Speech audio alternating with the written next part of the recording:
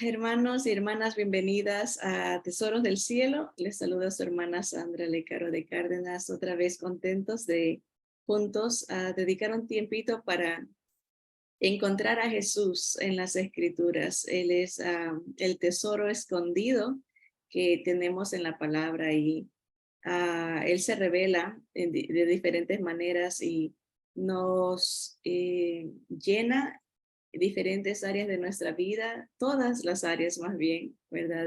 Y hoy seguimos en el libro de Éxodo en esta serie de Encontrando a Jesús y hoy vamos a ver a Jesús en el Cordero Pascual. Así, déjenme hacer esto a un lado para este, ese va a ser el tema de hoy, el Cordero Pascual.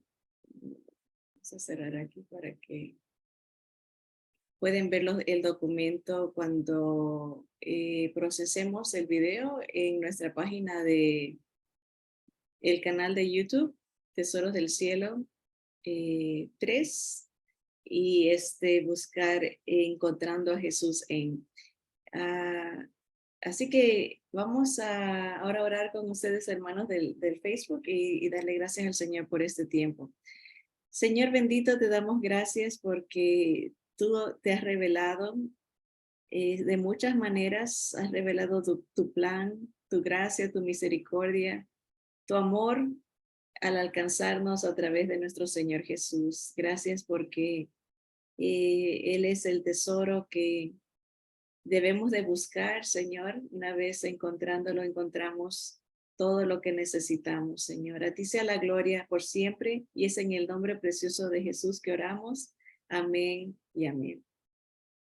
Bien, el Cordero Pascual, la historia de lo que es el Cordero Pascual, como se le llama, está en el libro de Éxodo, desde los capítulos 11 hasta el 13, Éxodo 11 y 13, y es una proyección o una tipología, ¿verdad? Un modelo de lo que el Señor haría por nosotros, ¿verdad? Estas tipologías proyectan la obra de Cristo, la persona de Jesús. Siempre hay algo que nos habla de Él o de lo que Él haría.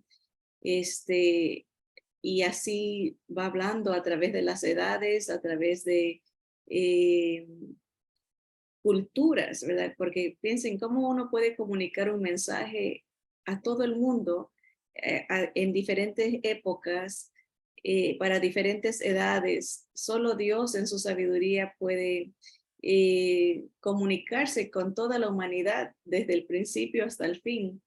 Es algo maravilloso y ha escogido, ¿no? A través de su palabra, darnos diferentes modelos que apuntan a Jesús y a su obra. Así que vamos a leer un poquito desde el Éxodo 11, en qué consistía esto del Cordero, ¿verdad? Ya hemos visto que habían pasado 9 plagas, 9 juicios sobre Egipto, porque el faraón no dejaba salir al pueblo, ¿no? Y cada juicio era específico contra un dios egipcio. Eso lo añadí aquí en las notas. No fue parte de la clase, nomás lo mencionamos, pero estuve indagando a ver los juicios sobre los dioses y dije, porque sí lo había escuchado, ¿no? Pero quería nomás mencionarles aquí rápidamente porque eso no fue parte del estudio, pero lo que comparamos era cómo esos juicios a Egipto se repetirán en un futuro en los juicios finales sobre la tierra, pero a escala global. Eso sí estudiamos, ¿no? Pero aquí en esta parte donde dice dioses egipcios, el dios Hapi era el espíritu del Nilo, o sea, ese adoraba al río. Los egipcios adoraban al río Nilo la primera plaga fue de que ese río se convierte en sangre, ¿no? ¿Se acuerdan de esa historia, verdad? También adoraban las ranas, era el Eket o Heket, la diosa benéfica, símbolo de la vida. Claro, las ranas se multiplican rápidamente, ¿no? Habla de fertilidad. Y Dios mandó esa plaga, la segunda, para que se llene la tierra de ranas. Por todos lados había ranas y era un sacrilegio para los egipcios pisar una rana, pero habían tantas que tuvieron que pisar a su Dios. Era la idea como una humillación al Dios que ellos se habían inventado, ¿no? Era un cuerpo de mujer, cara de rana. También vino ese juicio sobre esa imagen, ¿no? de Dios pagano. Los toros o el becerro o el buey le llamaban el dios Epis y era también Epu o Ap. El nombre Apis proviene del griego, aunque todos estos vocablos traducen toro sagrado. ¿Se acuerdan del Baal? Ese era el toro, ¿no? Adoraban a los becerros. Y al principio fue el guardián de la fertilidad y dios del sol. Y por último fue una deidad funeraria para los egipcios. Y Dios también viene un juicio sobre todos los animales, ¿verdad? Empezaron a morir. Pero esto a nivel local, ¿no? En Egipto, y vamos a ver, o vimos en las clases anteriores cómo el hombre sigue adorando lo material, adora lo sexual, ¿verdad? Adora todo, menos al único Dios verdadero, y Dios también permitirá que vengan juicios a nivel global por la incredulidad del ser humano, ¿no? Pero ahí lo pueden ver, adoraban la vaca, que era la diosa del amor, y también ya más abajo acá, después de que vimos los juicios mundiales, están acá más dioses egipcios. El famoso Anubis, que el cabeza de chacal, ese sale mucho en las películas egipcias, así como de acción, ¿no? Era el dios de los campos y también hubo juicios sobre la tierra de Egipto, ¿no? Pero el último juicio, que es donde el faraón va a soltar ya por fin al pueblo de Israel, la plaga se la conoce como la plaga número 10, la muerte de los primogénitos, ¿verdad? Y todo esto es figura de cómo Satanás también tiene el control en un sentido de la humanidad, ¿verdad? Del sistema eh, de, de criterio, de mentalidad, las doctrinas de demonios que se mueven en el mundo, ¿no? Contra Dios, ¿verdad? Y no suelta, cada vez se ensaña más contra la humanidad, pero no va a ser hasta que vengan los juicios mundiales, ¿verdad? Que por fin el faraón, el Dios de este mundo, Dios con D chiquita, suelta el reino al Señor Jesús. Son todos paralelismos, ¿no? Pero aquí vemos que tiene que venir esta última plaga, la muerte de los primogénitos, para que el faraón y todo el pueblo de Egipto doblegue su corazón y suelte al pueblo de Israel. Pero esta plaga se podía evitar si se seguía el consejo del Señor Jesús, de Dios Padre, de Jehová. Y eso es lo que vamos a leer aquí en Éxodo 11. Dice el versículo 1 de Éxodo 11, Jehová dijo a Moisés, una plaga traeré sobre Faraón y sobre Egipto, después de la cual él os dejará ir de aquí. Y seguramente os echará de aquí del todo. Va a querer que se vayan de su tierra. Versículo 2, habla ahora al pueblo y que cada uno pida a su vecino y cada una a su vecina alhajas de plata y oro. Y Jehová dio gracia al pueblo en los ojos de los egipcios. También Moisés era tenido por gran varón en la tierra de Egipto a los ojos de los siervos de Faraón y a los ojos del pueblo. O sea, vieron la grandeza de Dios, el poder de Dios a través de las palabras y los actos que Moisés hizo.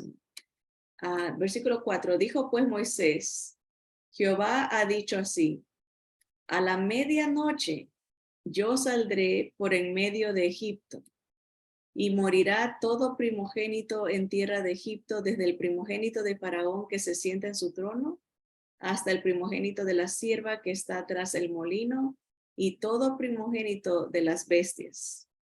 Y habrá gran clamor por toda la tierra de Egipto, cual nunca hubo, ni jamás habrá.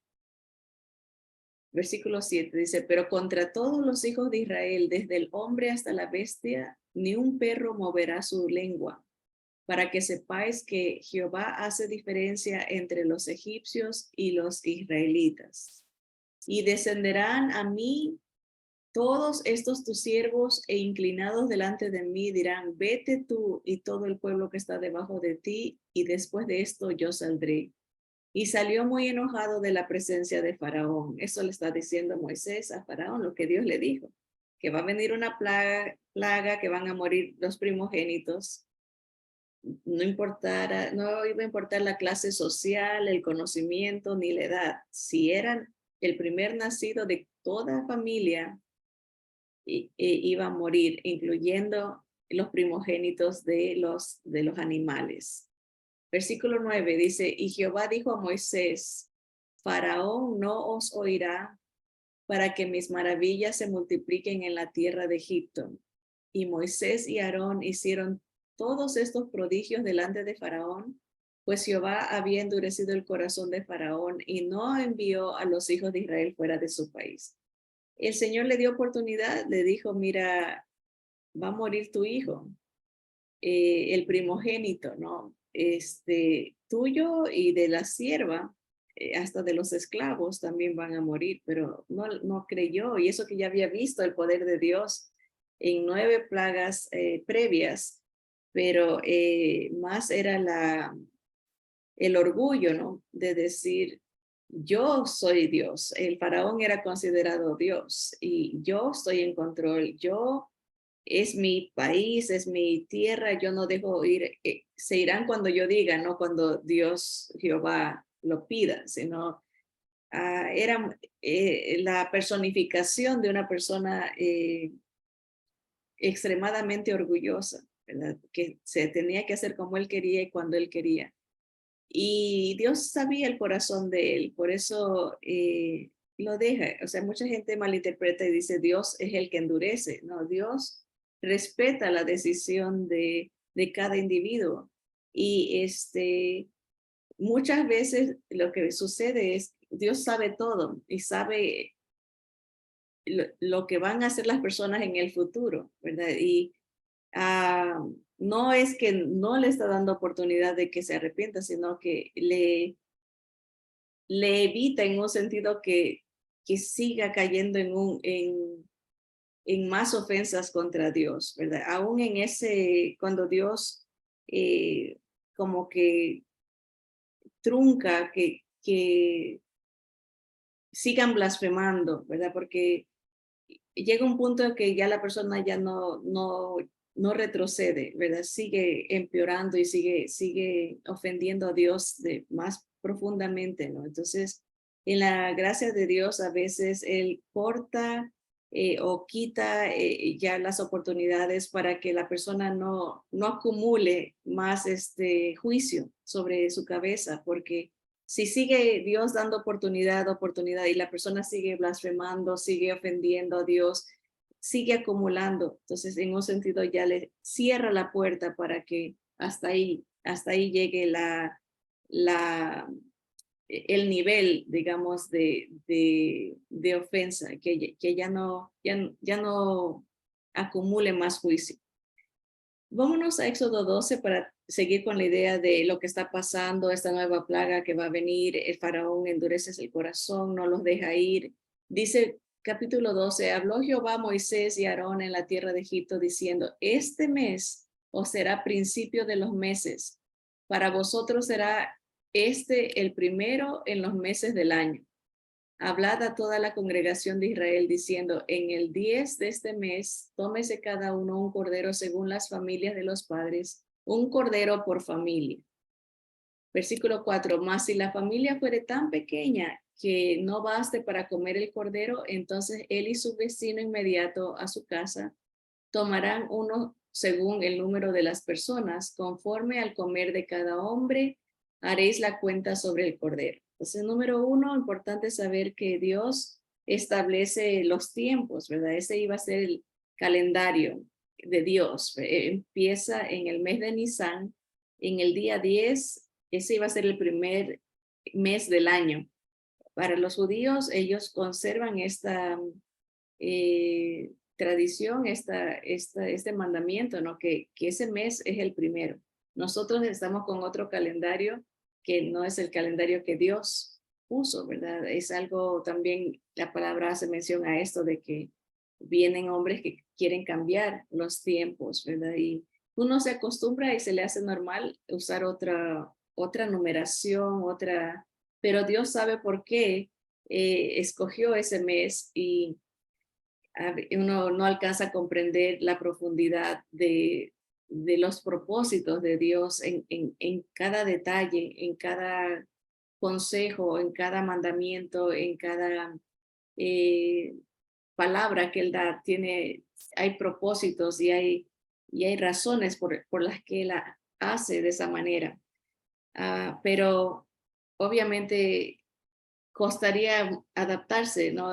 A seguir el calendario de Dios, el calendario judío, pero aún en cada fiesta judía, hay mensaje ahí que Dios ha revelado para que uno sepa sus planes y sus propósitos, ¿verdad? Pero el mes de Nisan, como el calendario judío es un calendario lunar, va con la luna, no va con el sol, como el calendario que nosotros seguimos. Eh, Varía, no es, a veces este mes de Nisan puede caer en marzo, a veces es en abril, entonces dependiendo eh, cómo vaya el movimiento de la luna, ¿no? Así que, bueno, ese iba a ser el primer mes y la primera fiesta judía va a ser el Pesaj, que es el sacrificio del cordero, ¿no? Y aquí se le pide que agarren un corderito por familia, pero si la familia era muy grande, no, más bien sí, si la familia era muy pequeña, tenían que invitar a los vecinos para que coman los vecinos y la familia personal de un cordero, dependiendo la manera de comer de cada cual. El versículo 5, el animal tenía que ser sin defecto, macho de 1 año.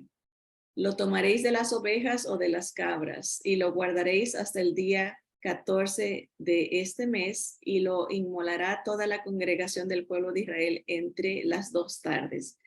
Muy importante, la edad del sacrificio tenía que ser específica. No podía ser ni muy viejito, ni muy chiquito, ni muy viejito. Tenía que ser de 1 año y puro, sin ninguna mancha, sin ninguna falla en su organismo. También dice que lo tenían que tener en la casa 4 días. Lo agarraban el día 10, lo escogían y después de 4 días lo iban a inmolar, lo iban a sacrificar. Pero un detalle importante es entre las 2 tardes, ¿verdad? O sea, iba a ser comido en la noche a la carrera, pero al siguiente día se quemaba lo que sobrara, ¿no? Hay también un simbolismo en cuanto a la muerte de nuestro Señor Jesús. Versículo 7 dice, y tomarán de la sangre y la pondrán en los 2 postes y en el dintel de las casas en que lo han de comer, ¿verdad? Aquí les incluí, a veces es muy importante lo visual, ¿verdad? El dintel, pues son los postes de la puerta, ¿verdad? ¿Dónde está acá? El cuadrado, ¿no? Pero hay 3 puntos, bueno, en realidad 4, ¿no? Arriba, a los lados y en la parte de abajo que viene a formar la forma de la cruz, ¿verdad? Tenían que agarrar un hisopo, o sea, una mezcla de ramas secas para poder poner eso, ¿no? Sabemos que el Señor Jesús también cuando tuvo sed, le arrimaron un hisopo, ¿no? Con vinagre y él ya no quiso tomar porque era una especie de calmante, era como para que no sufran tanto, pero él no quiso amortiguar o apaciguar, ¿no? Ese es el dolor que quería estar consciente, ¿no? Para todo lo que dijo tiene significancia profunda desde la cruz del Calvario, el mensaje que él estaba dando. También podemos ver ahí el cordero era un evento familiar, tenía que el padre de familia hacer esto, agarrar el cordero y reunir a su familia dentro de la casa porque a la medianoche iba a pasar el ángel de la muerte y el Señor, la casa que no tuviera la sangre del cordero, ese ángel iba a entrar y ese primogénito iba a morir. Pero toda casa que tuviera la sangre del cordero era protegida y el Señor pasaba por arriba y se iba, ¿no? Por eso en inglés es pass over, pasa por arriba, pass over, una sola palabra, aunque las dos separadas, pass quiere decir pasar y over es por encima, ¿verdad? O por arriba, ¿no? Entonces el Passover es Dios saltándose una casa porque ve la sangre del cordero. Esa tiene un simbolismo, la tipología, ahí es el cordero, es nuestro Señor Jesús, inmolado para el perdón de los pecados del mundo, ¿verdad? Y su sangre, ¿verdad? Es la que nos cubre del juicio venidero, ¿no? Del castigo que viene, ¿no? Así que vamos a leer en el versículo, ya leímos capítulo 11 y 12, vamos a terminar el 12 en el versículo 8. Dice, y aquella noche comerán la carne asada al fuego y panes sin levadura, con hierbas amargas lo comerán. Ninguna cosa comeréis de él cruda, ni cocida en agua, sino asada al fuego, su cabeza con sus pies y sus entrañas. Ninguna cosa dejaréis de él hasta la mañana, y lo que quedare hasta la mañana lo quemaréis en fuego. De ahí un simbolismo, ¿no? El juicio de Dios Padre venía sobre ese cordero, ¿verdad? Que estaba representando, o sea, él protegía al pueblo de Israel, él iba a marcar al pueblo de Israel para que no murieran, ¿no? Él se ponía, era un cordero expiatorio, ¿no? O sea, tomaba el lugar del que estaba representando, ¿no? Del que creyera en él, del que confiara que este cordero era capaz de salvarlos, ¿verdad? Era la fe, ponían fe en el acto, ¿no? Fe en lo que el cordero estaba haciendo. Es una proyección exacta de lo que es confiar en el Señor Jesús, poner la fe completa en la obra del cordero. No había nada que ellos tenían que agregar, tenían que confiar que eso, lo que Dios había dicho era suficiente, lo que ese cordero, la sangre de ese cordero haría, tenían que confiar dentro de la casa, esperar que pase el juicio, ¿verdad? Dice el versículo 11, y lo comeréis así, ceñidos vuestros lomos, vuestro calzado en vuestros pies y vuestro bordón en vuestra mano, y lo comeréis apresuradamente. Es la Pascua de Jehová. Es el Pesaj, el sacrificio de Jehová. Es interesante que no dice el sacrificio a Jehová, sino el sacrificio viene de él. Dios es el que provee, Dios se provee a sí mismo. Es la misma terminología que se usa cuando Abraham iba a sacrificar a Isaac. ¿Se acuerdan que ve un cordero enredado en el matorral? Pero Abraham tenía fe y él dijo, cuando Isaac le pregunta, ¿dónde está el sacrificio? Dice, Dios se proveerá. No dice, él proveerá, sino que como que él mismo era la provisión. Dios Ese es el sacrificio, es en proyección, hablando de lo que haría nuestro Señor Jesús. Él se entrega, Dios mismo se encarna para pagar nuestra deuda y representarnos de una manera perfecta, ¿no? Porque Él nunca pecó. Y ahí viene el asunto de que sea un cordero sin mancha, sin arruga, que sea alguien perfecto, ¿verdad? Y solamente el Señor Jesús es el único sacrificio aceptable por eso, porque Él obedeció al Padre en todo. Todo lo que Él decía era bajo la dirección del Padre, era ese cordero perfecto. Dice el versículo 12, pues yo pasaré aquella noche por la tierra de Egipto y heriré a todo primogénito en la tierra de Egipto, así de los hombres como de las bestias, y ejecutaré mis juicios en todos los dioses de Egipto. Ahí está, ¿verdad? A veces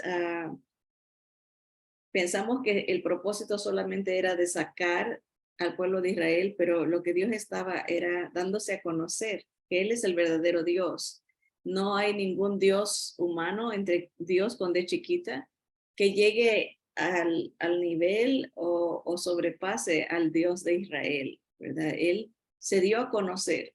Con cada Dios, Él ejecutó mostró que no tenían poder sobre él, sea en la naturaleza, tanto en los animales como en las, ¿qué sería? El clima, por ejemplo, el granizo, las lluvias, el Señor, la oscuridad, porque ellos adoraban al sol, entonces él quería probar que Dios tiene control sobre todo, sobre la naturaleza, en todas sus características, ¿verdad? Los mares, en los ríos, Dios tiene control y está ejecutando, se está dando a conocer, ¿verdad? Por eso dice aquí, dice, ejecutaré mis juicios en todos los dioses de Egipto, yo Jehová. Y la sangre os será por señal en las casas donde vosotros estéis. Y veré la sangre y pasaré de vosotros, y no habrá en vosotros plaga de mortandad cuando hiera la tierra de Egipto. Bien, entonces ahora vamos a ver el paralelismo, la proyección o la ejecución y el cumplimiento la encontramos en nuestro Señor Jesús. Y el primer versículo que tenemos, hablando de que Jesús es el sacrificio, Juan, el Evangelio según San Juan, capítulo 1, versículos del 29 al 34, dice, el siguiente día vio Juan a Jesús que venía a él y dijo, he aquí el Cordero de Dios que quita el pecado del mundo. Este es aquel de quien yo dije, después de mí viene un varón, el cual es antes de mí, porque era primero que yo. Y yo no le conocía. Está hablando Juan el Bautista. Dice, mas para que fuese manifestado a Israel, por esto vine yo bautizando con agua. También dio Juan testimonio diciendo, vi al Espíritu con E mayúscula, el Espíritu Santo de Dios. Lo vi que descendía del cielo como paloma y permaneció sobre él, o sea, como sobre Jesús. No era una paloma, era como, tenía la forma algo parecido, dice, era como una paloma, algo tal vez blanco o tal vez algo la forma, algo parecido a eso, dice, y permaneció sobre él, vino sobre el Señor Jesús, dice, y yo no le conocía, hablando Juan, aunque eran primos, ¿no? En lo físico, en lo familiar, él conocía a su primo.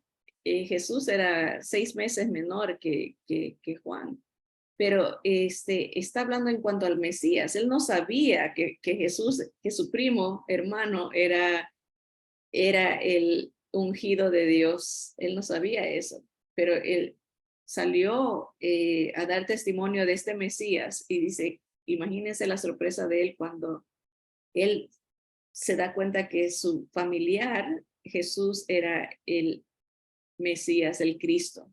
Y dice, yo no le conocía, pero el que me envió a bautizar con agua, aquel me dijo, o sea, Dios Padre, sobre quien veas descender el Espíritu y que permanece sobre él, ese es el que bautiza con el Espíritu Santo. Y yo le vi y he dado testimonio de que este es el Hijo de Dios. Juan logra entender que hay algo más allá que la relación familiar, física, temporal, porque ya lo ve al Señor Jesús como el eterno Dios. Dice, Él es antes que yo, aunque Juan era mayor físicamente, humanamente hablando, pero él está viendo a Jesús en la revelación, está entendiendo que él era el Mesías, el Cristo, el Rey prometido, el Salvador, y aquí lo presenta como ese Cordero de Dios. Para un judío tiene una connotación profunda, ¿verdad? Hablar de un cordero, porque ellos sabían que el cordero era la representación de la salvación, de la libertad, de la esclavitud, era la libertad a una nueva vida, a un caminar conociendo a Dios, a, un, a una vivencia de ver la protección de Dios, ver la provisión de Dios, de ver el plan de Dios. Para un judío, este evento que marca el primer mes del calendario, ¿verdad? Es algo maravilloso lo del Cordero.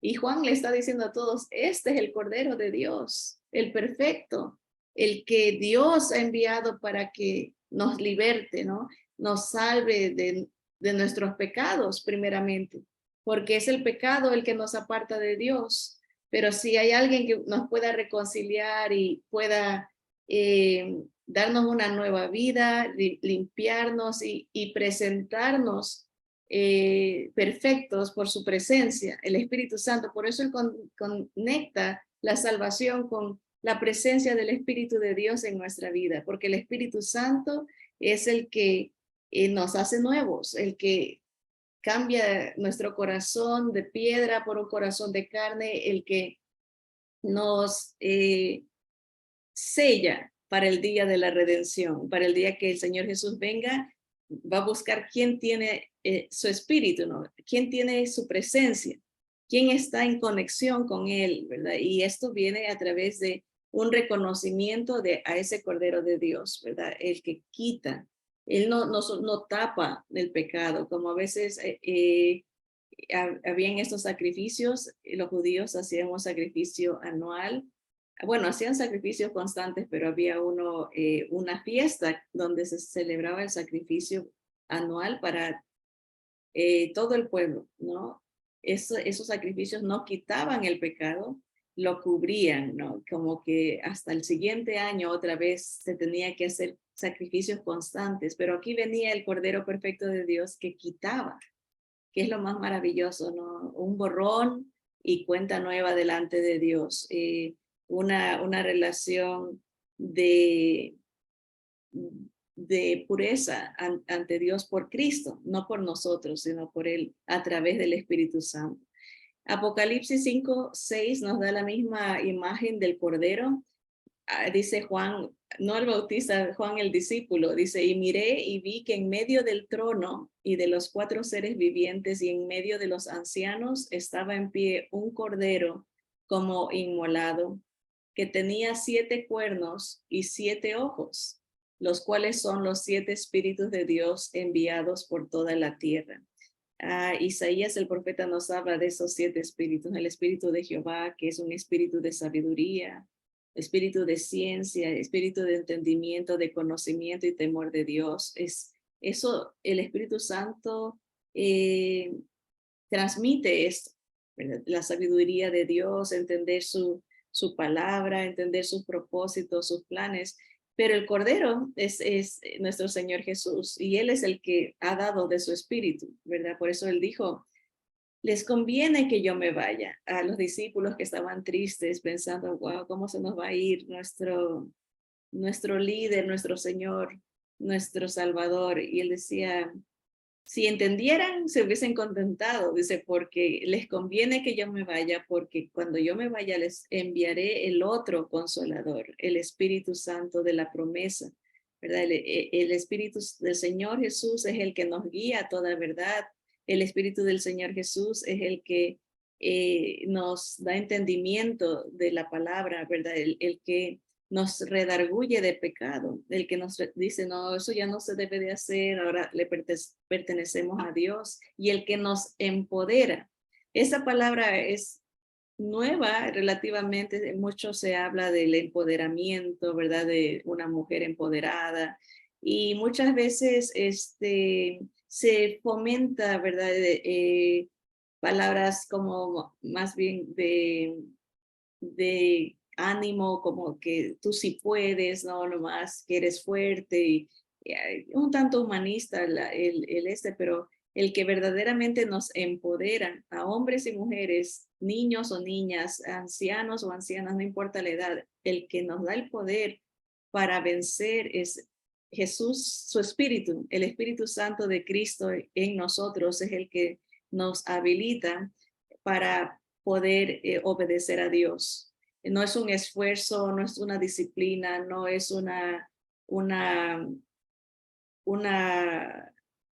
un deseo humano, es algo eh, divino que el Señor nos regala a través de la fe en Cristo.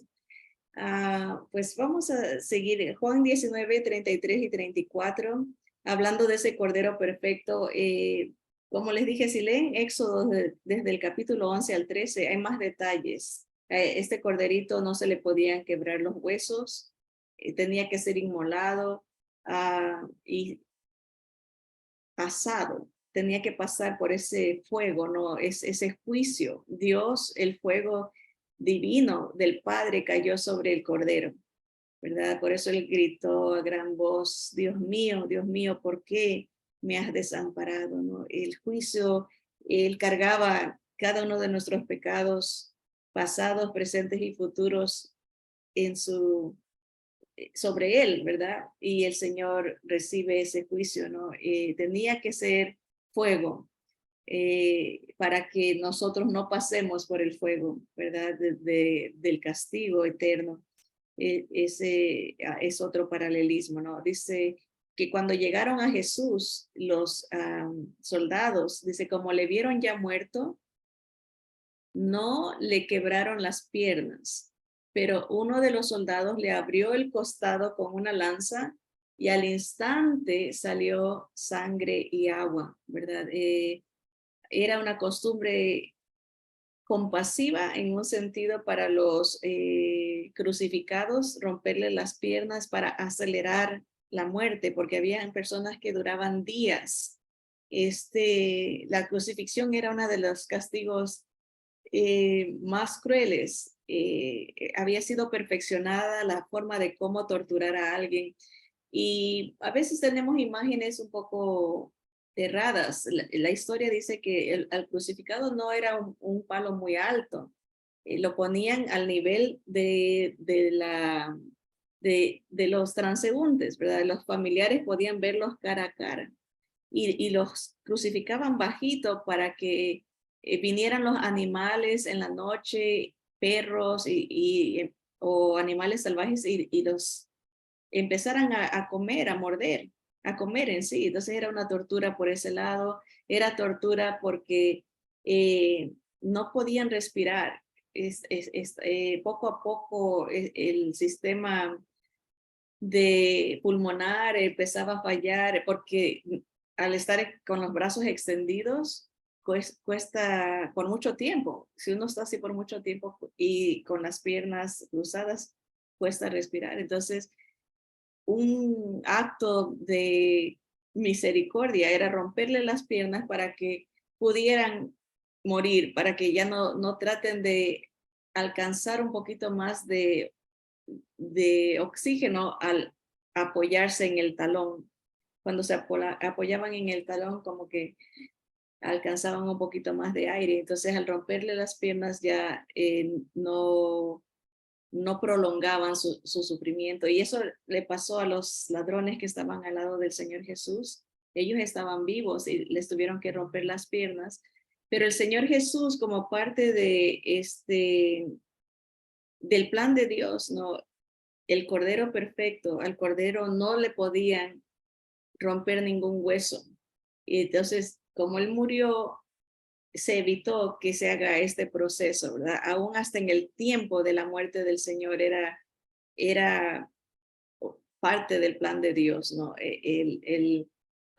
Evitar que, y es algo que él no tenía control, ¿verdad? Hay gente que dice, oh, sí, él hizo eso porque había una profecía y él quería encajar para pasar como que era el Mesías, ¿no? Pero hay cosas que el Señor Jesús estaba fuera de su control. Por ejemplo, ¿dónde nació? No, él no tuvo ninguna influencia para decirle, váyanse a Belén, que ahí dice que ahí tiene que nacer el Mesías, ¿no? Ellos vivían en otra provincia, pero la historia, los acontecimientos sociales, culturales, el Señor los estaba moviendo para que su hijo nazca donde tenía que nacer, en Belén, de Judea. Igual, por ejemplo, este detalle, después de muerto, ¿no? ¿Cómo puede él decirle, no me rompan las piernas para que se cumpla al pie de la letra lo que se ha profetizado de mí? No, no podía, pero siendo Dios, todo lo tiene control. El control lo tiene él de todo detalle, del programa, del plan que ha tenido a través de las edades para alcanzarnos, ¿no? Mateo 26, y aquí viene otra proyección. El Cordero perfecto que muere, que quita el pecado del mundo, nuestro Señor Jesús, es ese Cordero que tiene el poder de salvarnos, de libertarnos. Él fue examinado. Eso no puse detalles, versículos aquí, pero así como tenían que examinar a los corderos pascuales por 4 días, ¿verdad? Los escogían el día 10, sin manchas, sin arrugas, sin ningún defecto, pero tenía que pasar 4 días en el hogar, se encariñaban, no lo tenían que observar.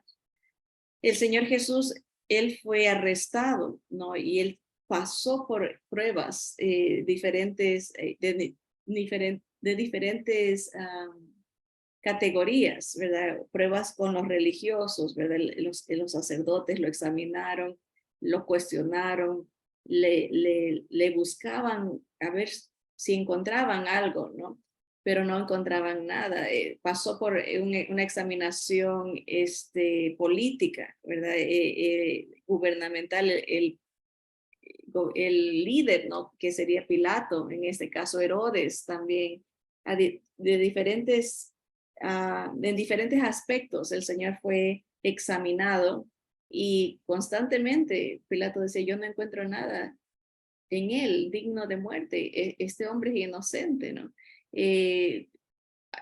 Aún enemigos, ¿verdad? No podían probar que él haya fallado en algo, ¿verdad? De que es una confirmación, ¿no? De que él era quien dijo ser, ¿verdad? El Hijo de Dios, el Cordero que venía a quitar el pecado del mundo, ¿no? Él muere por todos, pero dice la palabra que no todos, no todos creen en ese plan del Señor, ¿verdad? Y lamentablemente no ponen la sangre del Cordero en sus vidas para escapar el juicio que viene. No son redimidos, o sea, no son comprados, no son sellados, no tienen los privilegios que el pueblo de Dios empieza a gozar. Acuérdense que comía esta carne del cordero rápido, carne asada, con hierbas amargas porque iba a recordar el sufrimiento, ¿verdad? Que pasaron en su vida de esclavitud, ¿verdad? Siempre hay que hacer memoria de dónde Dios nos sacó, de dónde el Señor Jesús nos ha rescatado, ¿verdad? Hay de alguna manera el recordar lo que el Señor ha hecho por nosotros nos trae gratitud para vivir vidas de entrega a Él, ¿verdad? Porque vidas agradecidas, ¿no? También se tenía que comer vestidos porque se va a empezar un nuevo camino.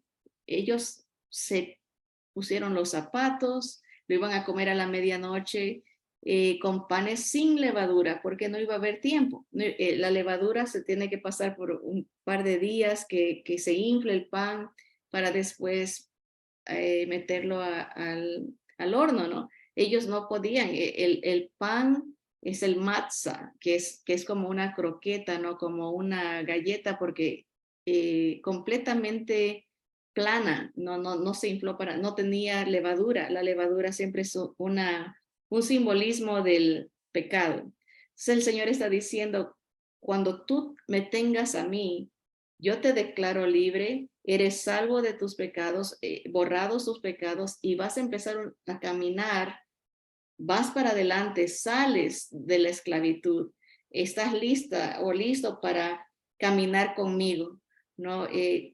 Con tus zapatos puestos, tu cinturón puesto y vas a caminar en una vida nueva, sin más relación al pecado, porque ahora tienes poder, ya que me tienes a mí adentro, tienes a mi espíritu, ¿verdad? El cordero entraba, ¿no? Es la idea, ¿no? La comida, igual con la comunión, el pan representa la sangre del Señor Jesús y el cuerpo de Cristo en simbolismo y su sangre, ¿no? Que entran a nuestra vida y nos dan vida, nos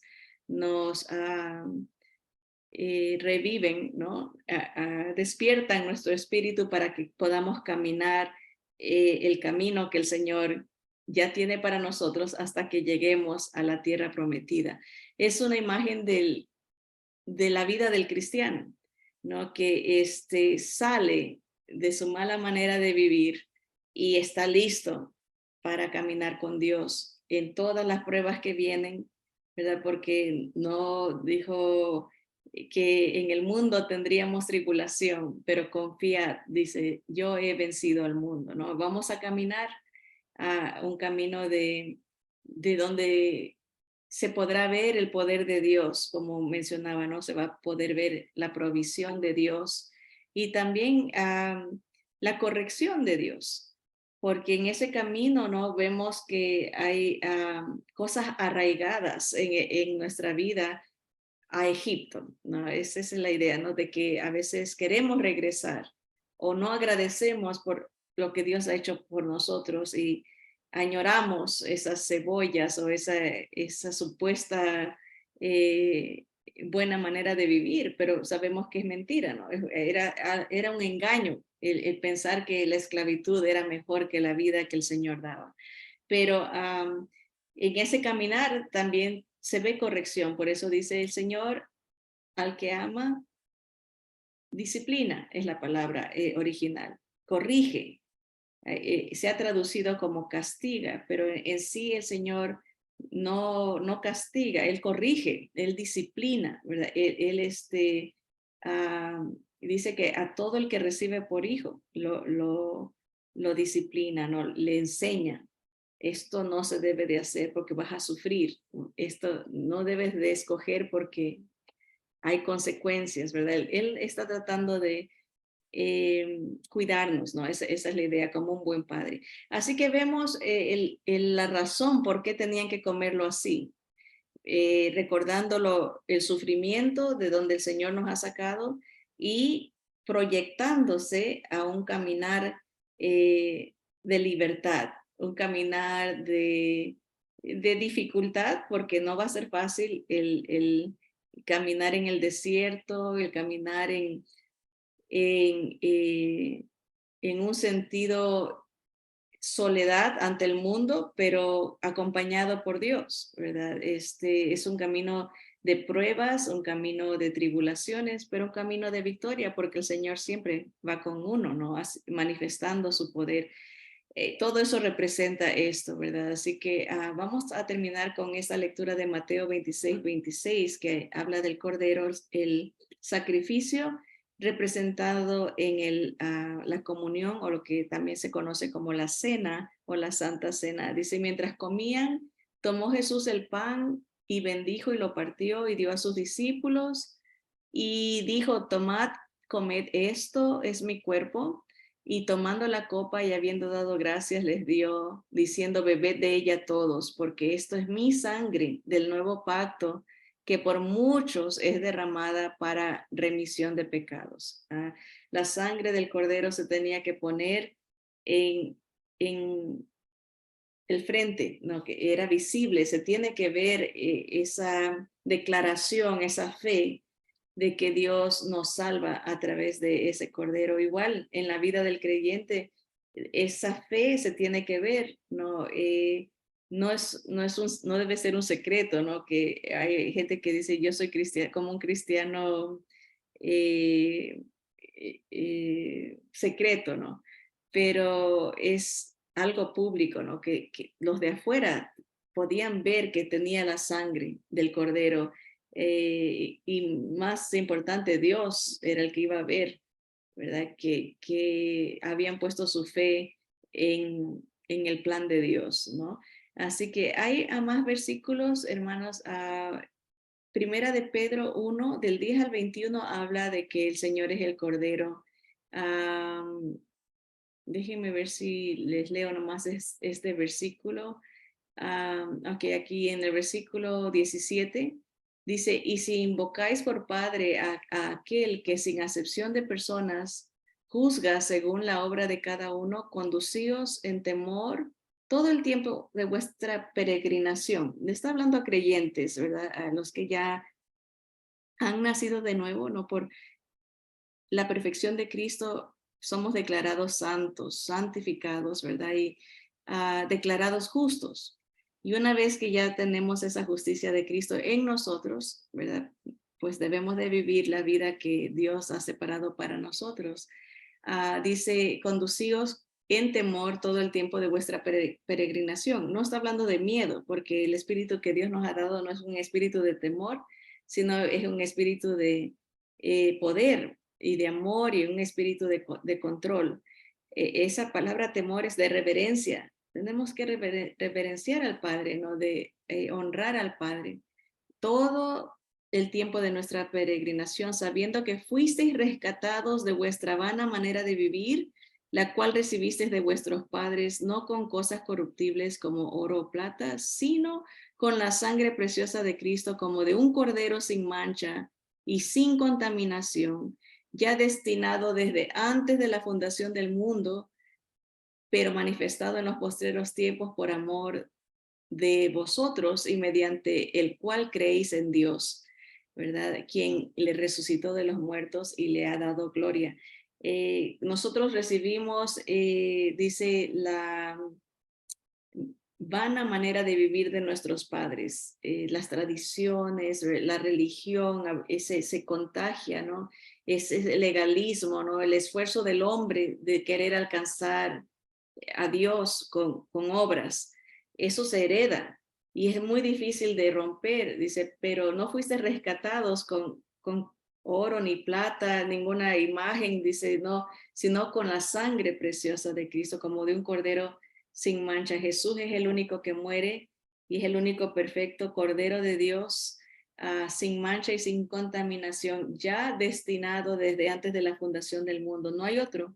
No hay otro nombre, no hay otro ser que Dios acepte más que el Cordero perfecto, dado por él mismo, ¿verdad? Así que ese es el plan, esa es la otra porción que pueden leer que habla del Cordero, es Isaías 53, muy famoso, ¿verdad? Él como Cordero fue llevado al matadero, enmudeció su boca, no la abrió, no protestó, ¿verdad? Él fue herido por nuestra culpa, dice, él fue herido por nuestras rebeliones, azotado, fue herido y abatido, mas el herido fue por nuestras rebeliones, molido por nuestros pecados, el castigo de nuestra paz fue sobre él, y por su llaga fuimos nosotros curados. Todos nos descarriamos como ovejas, cada cual, cada cual se apartó por su camino, mas Jehová cargó en él el pecado de todos nosotros. Angustiado él y afligido, no abrió su boca. como cordero fue llevado al matadero y como oveja delante de sus trasquiladores enmudeció y no abrió su boca. Desde el Cordero de Dios que quita el pecado del mundo. Es ese cordero su Salvador, es Jesús, ese cordero para usted, el único perfecto, el único que sufre el castigo del Padre, el único que nos liberta es Él, su Salvador y el Señor de su vida. Le ha pedido al Señor Jesús que lo selle o la selle con su presencia, ¿no? El Espíritu Santo que nos liberta de nosotros mismos, ¿verdad? Que nos da una vida nueva y nos ayuda a entender la palabra del Señor y nos habilita, nos empodera para caminar esa peregrinación, ese camino con Dios hasta que Él nos llame o hasta que Él venga por nosotros, ¿verdad? Dice que la presencia del Espíritu Santo es la garantía de nuestra redención, y ese Espíritu se recibe cuando uno por fe le pide al Señor Jesús que sea mi Salvador personal, sea mi Redentor, sea ese Cordero que quita el pecado de mi pecado, ¿verdad? Ya cada cual es responsable, ¿no? Yo no puedo responder por mis hijos, ni por mis padres, ni por mis hermanos. Cada cual, dice, Él es un Dios personal y cada familia tenía que, cada individuo comer de ese cordero, ¿verdad? En manifestación de fe, de que le creían a Dios que ese cordero los iba a salvar de la muerte, ¿verdad? Nadie obligaba a nadie. Si lo hacías, recibías la bendición de ser salvo. Si no lo hacías, moría el primogénito, ¿verdad? Y vemos la historia, así fue.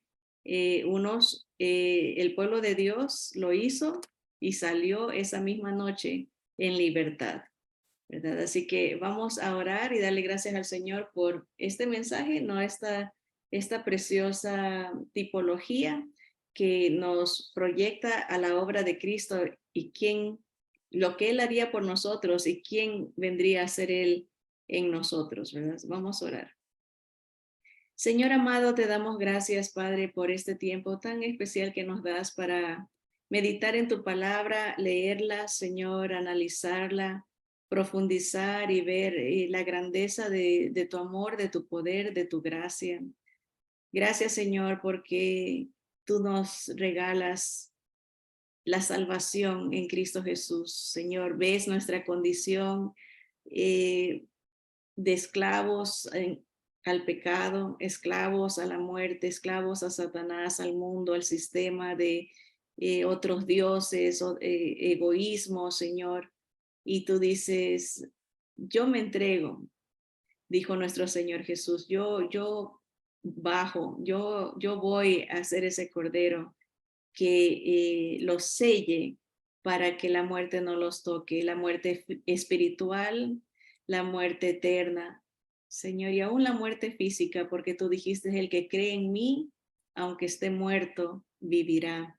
Gracias, Señor, porque el poder de este Cordero es infinito, para siempre nos cubre de la maldición, nos cubre de el juicio, nos cubre de la muerte. Señor, gracias porque podemos dejar que nuestro Señor entre a nuestra vida a través de estos simbolismos, Señor, el nuevo pacto en la sangre de Cristo, para que seamos sellados para el día de la redención, ser parte de tu pueblo, ser parte de tu novia. Señor, gracias por tantas promesas de esperanza, de consuelo, de poder.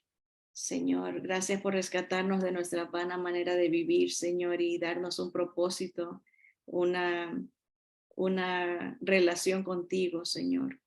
Gracias, Padre. Pedimos por aquellos que deseen, Señor, en estos momentos, pedirte, Señor, que tú seas ese cordero para ellos, ese medio de salvación.